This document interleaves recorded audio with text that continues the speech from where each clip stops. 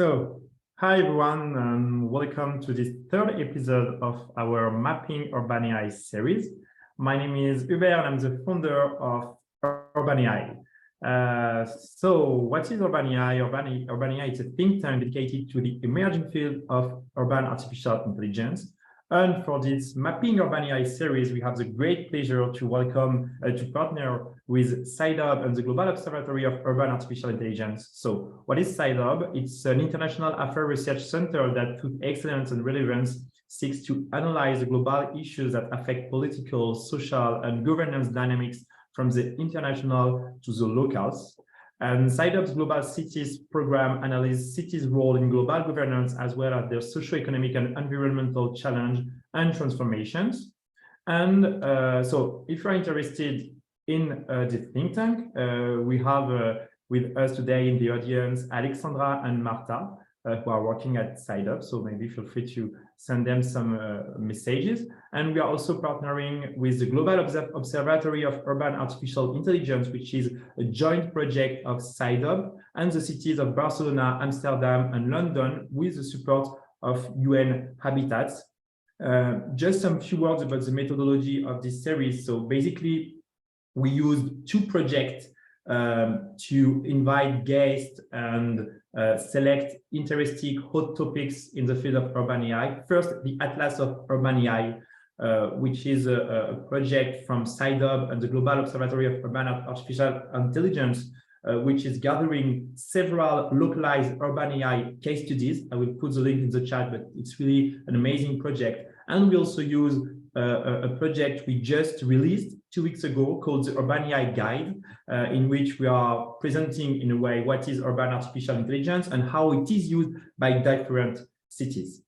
And after having discussions with the city of Barcelona, the city of New York, and last week the city of Buenos Aires, today we have the great pleasure to welcome Sophie, who is urban innovation specialist at UN Innovation Technology Accelerator for cities and is based in Hamburg. And during this conversation, we'll try to better understand how urban artificial intelligence can be used to enable safe and inclusive cities in Africa through a very specific case study, where you will see how urban AI can be used to better map informal settlement. So just as a reminder, we will first have 20-minute presentation from Sophie, and then 20-minute Q&A session with all of you. Sophie, the floor is yours. Okay, great.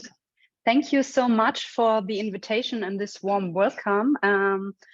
My name is Sophie Naue, and I'm working as a project coordinator for Unitec. Unitec is, as Hubert mentioned, the United Nations Innovation Technology Accelerator for cities.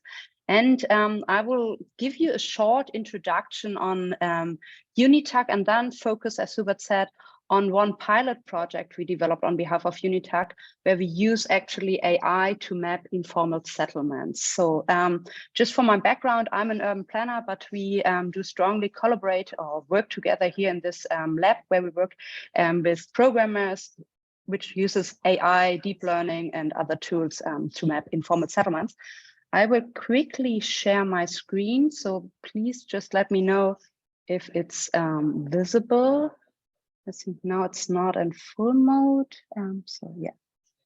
Okay, good.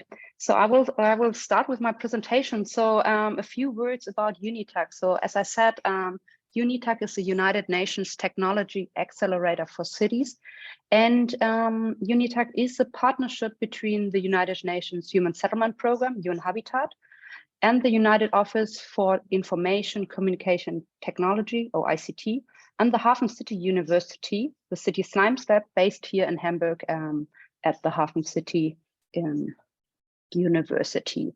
So we are a three-party partnership, and we are actually part of the People-Centered Smart City flagship program from UN Habitat.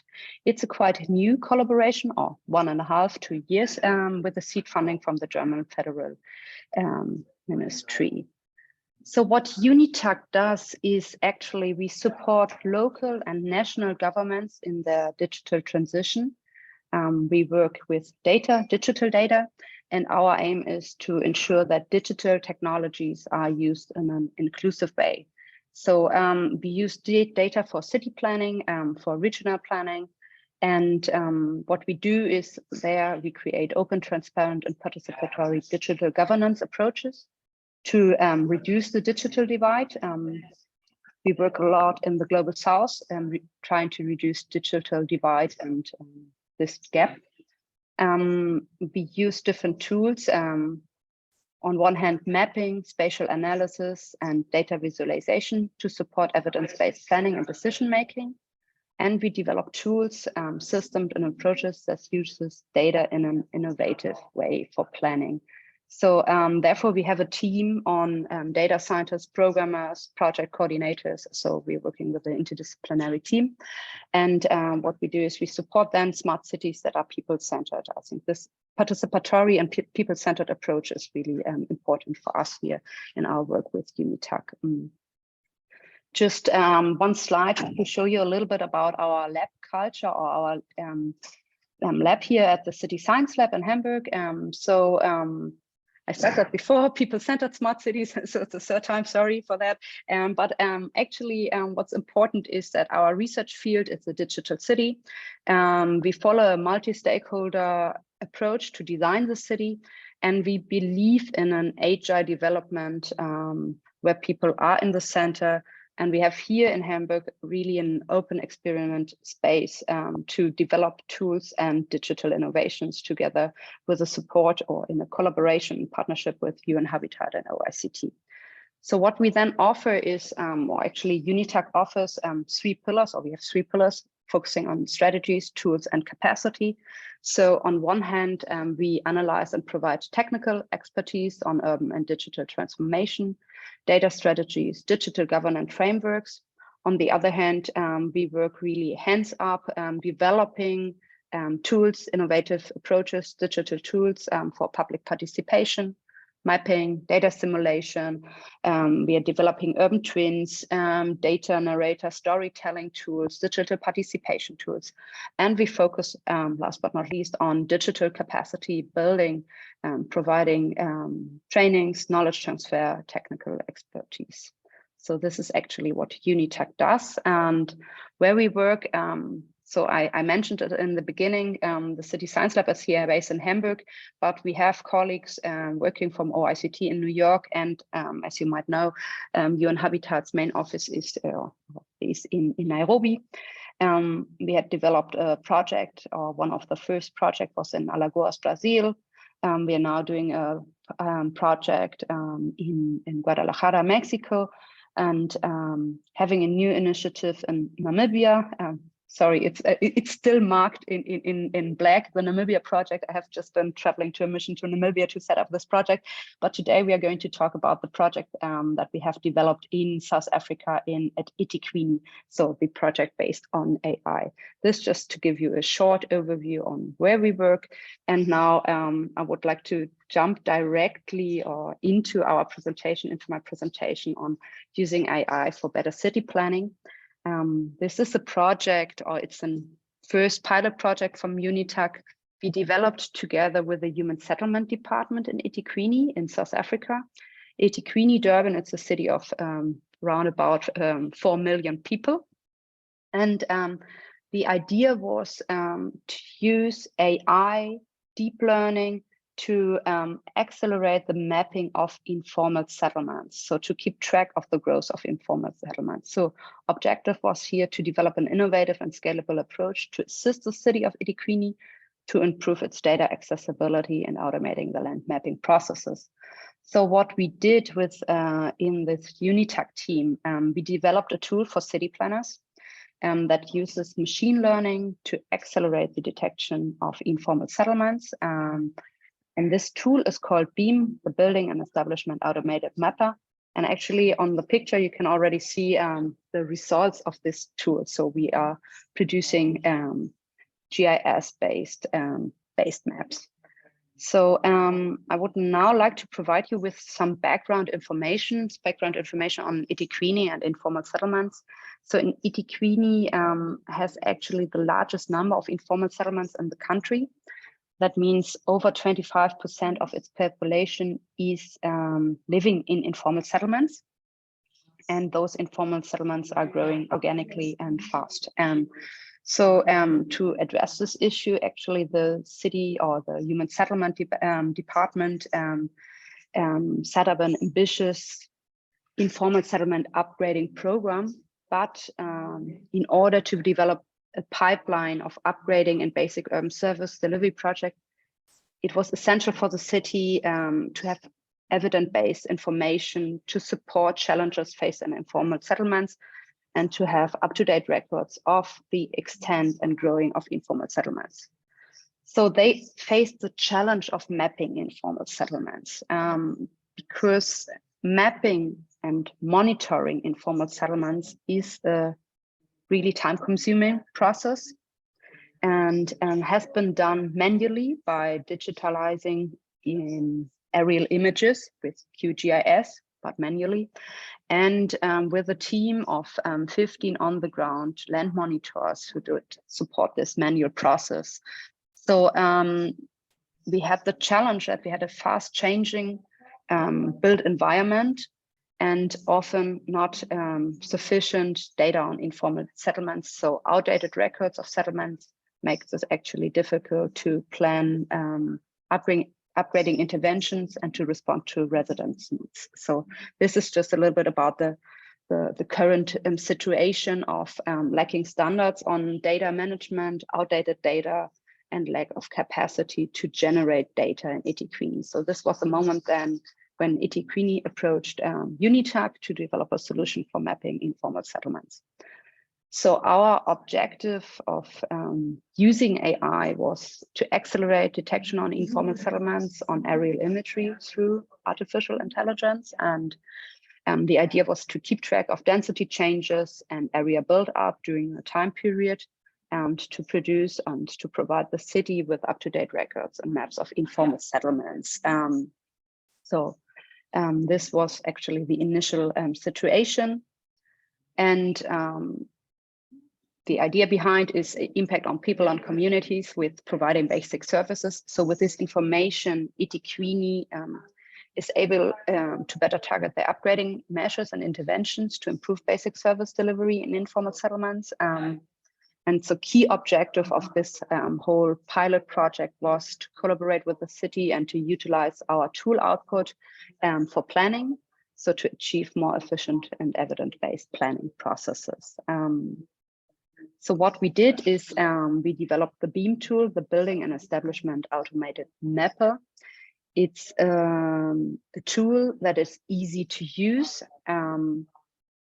So it allows the user, we handed over already this tool to the city, to quickly detect and visualize urban footprints in a specific area. So actually you have only 4 steps when you install this tool.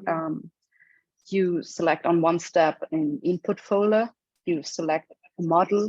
There are 2 different models. They are just a little bit different in accuracy. So you select an output folder and then you run where you store the prediction, and then you run the building detection. And what the tool does, you can see it here, or here are results in QGIS. Looks actually quite simple. And technically speaking, it's trained to identify and to mark all pixels on an aerial image.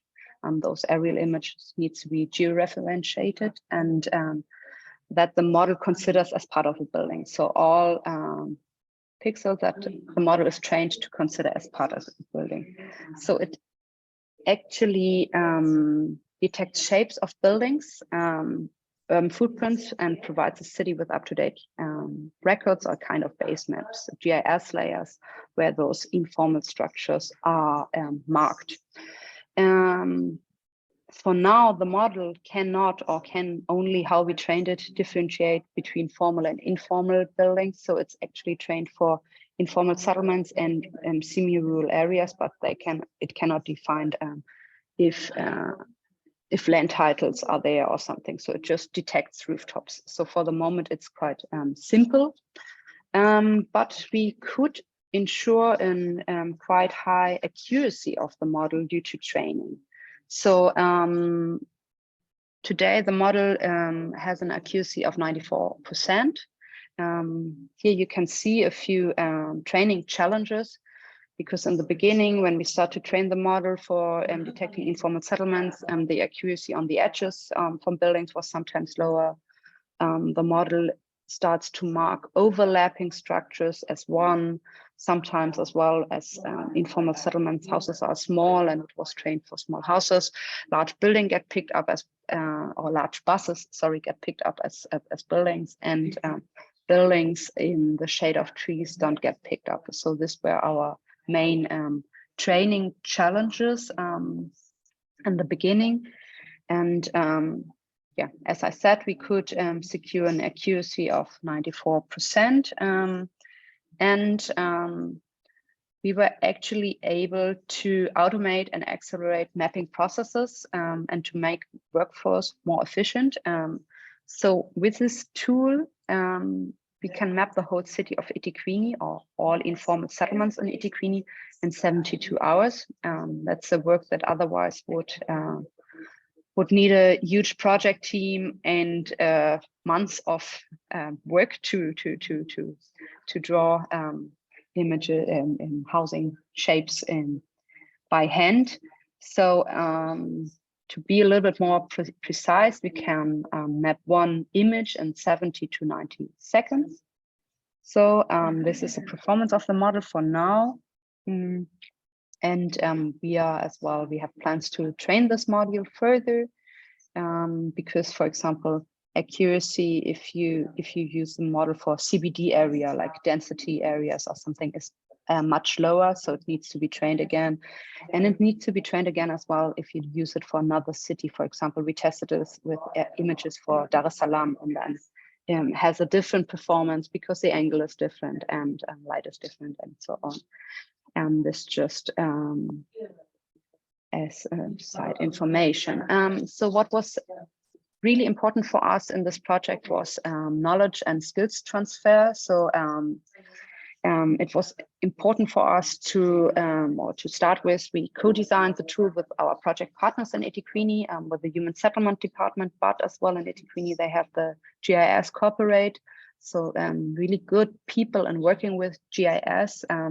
So the cool tool was actually co-designed with our project partners to correspond to their needs. And in addition, the tool developed, or the tool that we developed with Unitec, we handed it over to the city.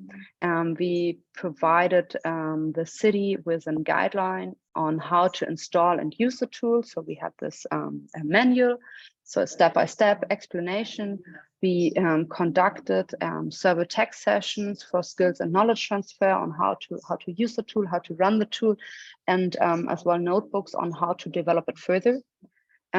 This is actually now the second phase of this project, to develop this tool further together with a team in Etequini to provide them technical knowledge on how to train the model themselves, because they fly over the city once a year, and so they have new images, and then they can use the tool once a year, or as well to see how we could train this module for drone imagery.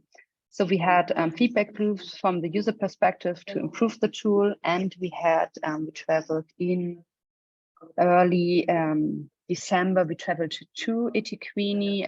We had our first advisory group meeting to bring together. On one hand, we wanted to launch a tool and showcase the tool together with the GIS Corporate, and bring together partners on project. Participants, so city representatives, NGOs, other stakeholders, to enable knowledge exchange and get feedback on the tool. And as well, what was important for us was to build awareness about possible risk on AI and informal settlement needs. So we signed a letter of intent, an MOU with the city, that this tool is only used to map informal settlement growth and to provide basic service delivery, but not, for example, for evictions or something else. And then we wanted to explore synergies with other initiatives, stakeholders, and discuss further steps for upscaling. So this was our mission to Etequini late December. And actually, right now we have the idea to develop this tool further, exploring the role of civil society to develop a tool like BEAM further. So questions that I'm interested in are why are urban technologies like BEAM important for people? How can we ensure that communities and civil society can benefit from those tools, from those tech innovations? How can we, for example, as well, combine this tool with bottom-up data, with community data, community mapping, on one hand, on the other hand, for example, with census data, because actually until now it's a basic tool, it's helpful, but it can have so much more access. And so the idea is to upscale the BEAM tool in other South African cities. But as well, Unitec is happy to discuss further use cases, so where the tool is needed, and as well like looking to how we can work with further plugins to develop this tool further. And for us, the perspective on the civil society is that important because data makes stories visible. Mapping a community makes this community visible, and doing so can have a lot of benefits for planning. But on the same moment, we need to ensure that we stick to data standards, privacy rights, human rights, digital human rights. And so that's really important as well for us. Yeah. So this was it actually from my side. You can scan the QR code and get to further information about the project and Unitec itself. And I'm now happy. I would say I would stop screen sharing. So if there are people who wants to turn on the camera and to discuss, so we can discuss about the BEAM tool and AI in general. So thank you very much.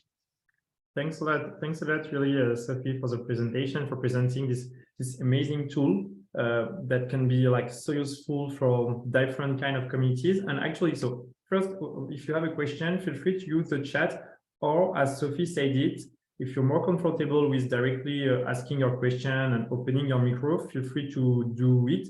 But just in this case, please virtually raise your hand. Like this, we have a kind of order.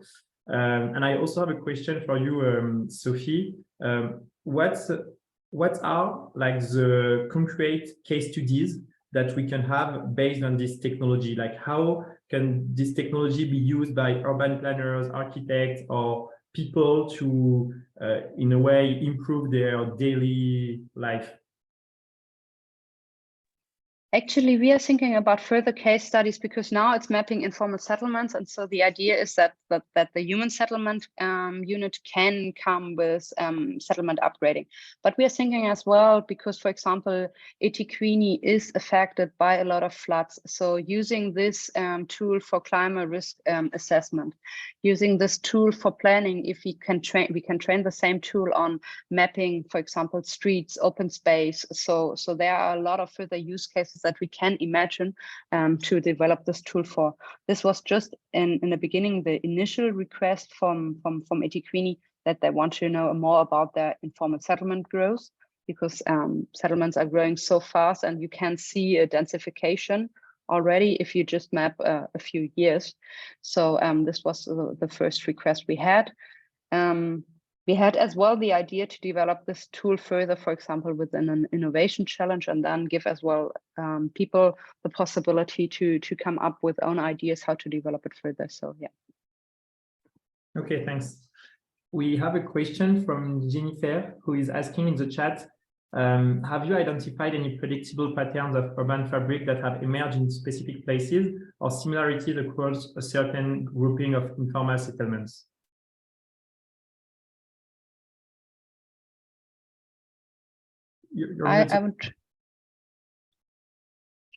I'm trying to see the chat, but just 1 second. Can you say it again? Yeah, I can repeat it. So the question is, have you identified any predictable patterns of urban fabric that have emerged in specific places or similarities across a certain grouping of informal settlements?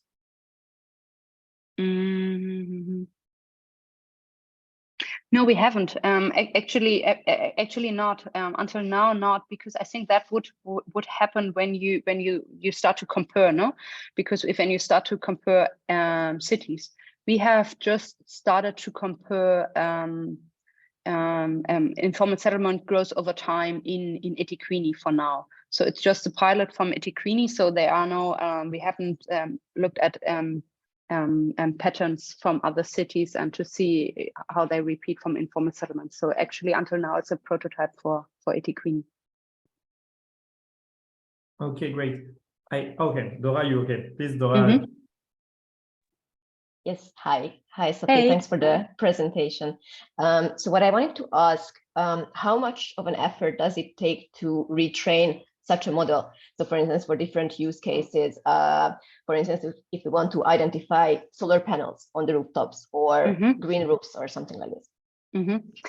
Actually, the retraining is easier than the whole development of the tool. So that's a good, it needs to be retrained.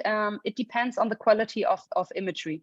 If we have good imagery and good quality of imagery, then this can be done with a data scientist in 2 weeks, I would say. Okay. Not full-time work, but it depends always, no? So it's a back and forward, you need to train it and so on. So that can be done. And the new question, or the other question would then be, and I think solar panels are a good example, no? Because it's really needed as well to look at it. It's hopefully in the future going to be trained for drone imagery as well, because then we can have access to more imagery or easier way, no? Because not every city is flying through their city as eThekwini is doing it, no? So that can be a bottleneck of getting the imageries. Okay, thank you. Exciting. We have a very related question from Deo Gratius, who's asking, are you planning to have beam ingest street level imagery to detect more features? Yeah, we have plans. Are you planning to have beam ingest and street level imagery? I think I need to be careful here because it's as well for the UN, it's crucial to protect privacy, no? So I think we are now fine with detecting the rooftops, for example, solar panels and so on. So I think there in this case, we need to be careful to not do so. So we are more looking forward to detect, for example, spatial environment, public space, and yeah, those things, but not more details. And that's maybe where also like citizen science, participatory data can be interesting, like in this way of adding new data, maybe from a more bottom-up approach by people. I know that it's something that is already done with a lot of citizen science projects like Telegram, etc. And maybe it's also something you already envisioned to work with people like this. Yeah, we envision to really combine the tool with bottom-up and community data. So to have, for example, if we stick to this example from eThekwini, no? So there the idea is that the city is able to provide better basic services in the informal settlements and to keep track of the growth. So then the question would be to the citizens, what kind of basic services do they need? What kind of facilities they do need? Community centers, schools, and so on. And so this could be something that we could map and integrate into the tool. And then I think it gets as well a beneficial for inhabitants directly, and to see to bring back this data to people. Yeah.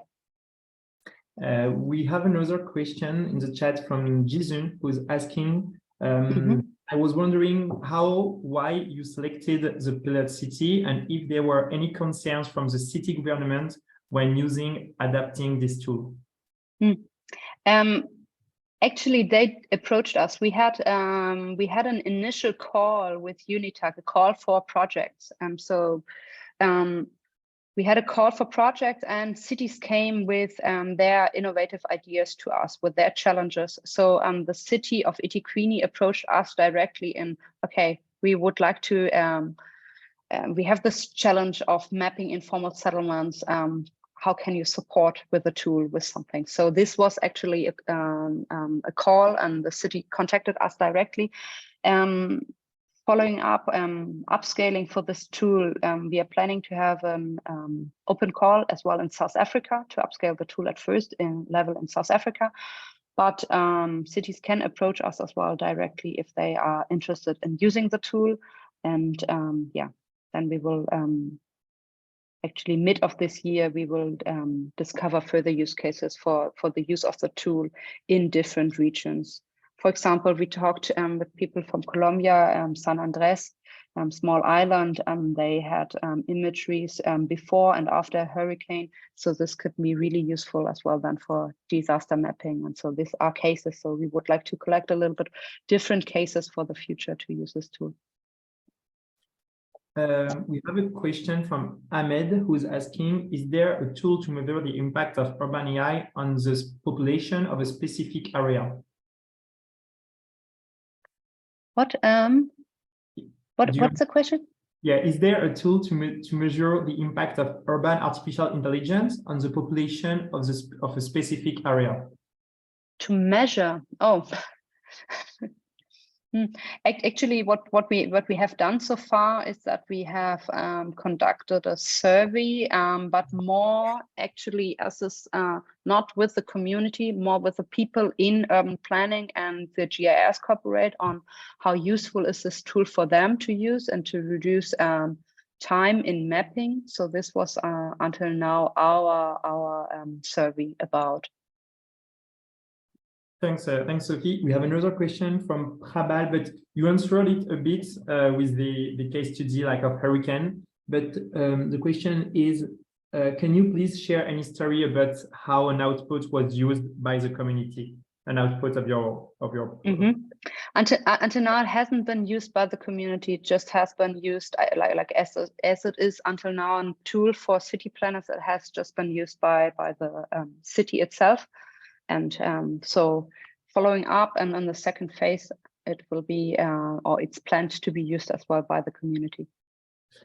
I also have a question regarding like how community can use your tool. Do you plan to include several databases from different image sources, meaning, for example, so what you're already doing with satellite images, drones, mm-hmm. and eventually images from phone, from smartphone, because this is something that is done, for example, when we want to map urban canopy or urban mm-hmm. biodiversity to combine different view. Mm-hmm. And that's why I'm wondering if it's also something you would like to do with informal settlements. I think it's a great idea. We hadn't that before, and we would just need to see how the module would perform, no? Because it's a question of accuracy. But I'm sure that it could be trained again as well for that. Okay.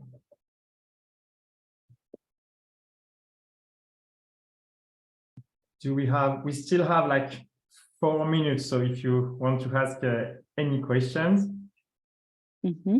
It's your time.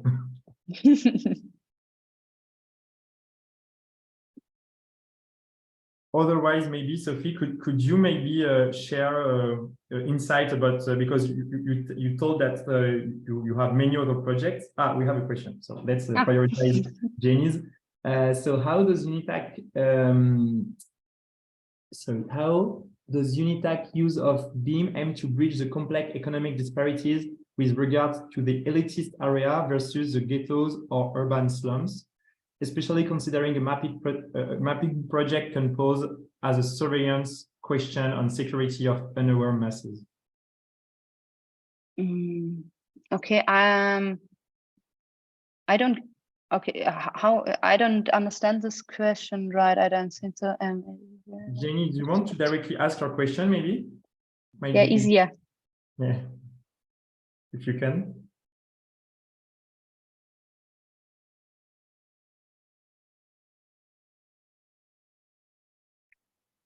Are you there?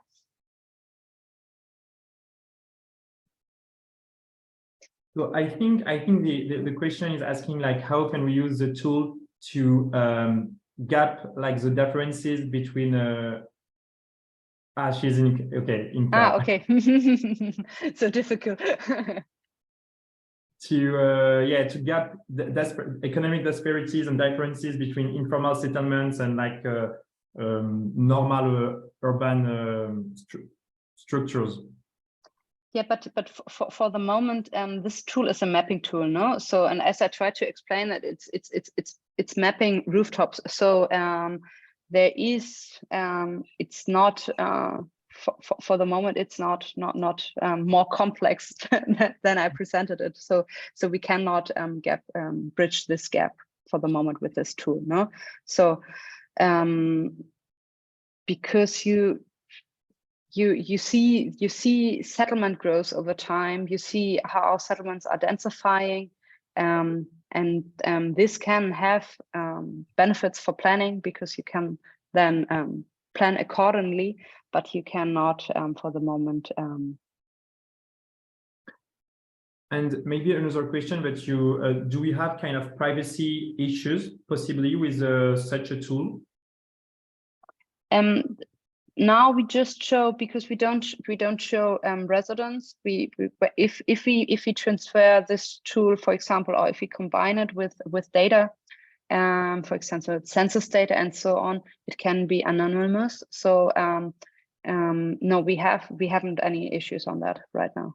So because we just map the rooftops, and then in the future we will as well combine it with data, but for example, with how many households are living in one shack, for example, this is something that's really interesting and could be combined with census data, but there are no privacy issues for the moment. And we need to ensure that this is as well in the future. Okay. Yeah. Great. I think we are good with the questions. Can you share also the links of the projects? Yes, I can. I will share it. Yeah, check. I think it's this one. Yeah. Well, thanks a lot, really, Sophie, for first taking the time to present this amazing project. Very promising. We'll be definitely interested to know more about the incoming version, the second version. Thanks also for taking the time to answer all the questions. The next episode, it will be next week, moderated by Sidob, about urban AI and sustainable cities, and we'll have the great pleasure to welcome the city of Barcelona this time. Thanks, everyone, and have a great week. Bye. Great, thank you so much, and feel free to reach out. Do you want me to share your email, Sophie? Or yeah, you can share it. Sure. I will send an email to share the email to the participants. Okay, great. Bye. Thank you. Sophie. Thanks a lot. Bye.